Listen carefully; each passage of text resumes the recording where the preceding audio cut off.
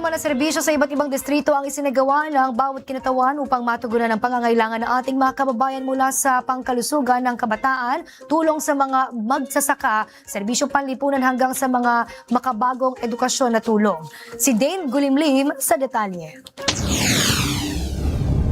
Isinagawa ang pneumococcal vaccination para sa child development learners sa bayan ng Balagtas. Layunin ng programa na maprotektahan ang mga bata laban sa pulmonya, meningitis at iba pang seryosong impeksyon.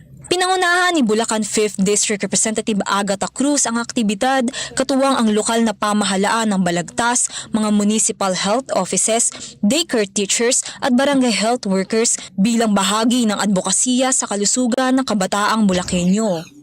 Nakiisa si Capiz 1st District Representative Howard Ginto sa ceremonial distribution of e-titles at Certificate of Condonation with Release of Mortgage o COCROM sa Pototan Astrodome. Ang programang pinangunahan ng Department of Agrarian Reform ay nagbigay ng seguridad sa lupa at ginhawa sa 175 agrarian reform beneficiaries mula sa unang distrito ng Capiz.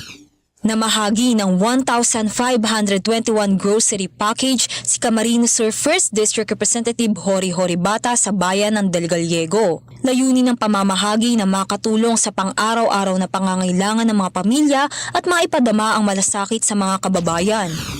Formal nang binuksan ang kauna-unahang Khan Academy Education Labs sa buong Mindanao sa Bagong Bayan Central Elementary School at Masiag Central School. Sa tulong ni Sultan Kudarat 2nd District Representative Bella Swansing, 86 na tablets at 1 taong libreng internet connection ang ipinagkaloob para sa EdTech program ng Khan Academy Philippines. Layunin ng programa na masumusay sa math at English ang mga mag-aaral gamit ang digital learning at artificial intelligence, katuwang ang DepEd at Khan Academy Philippines.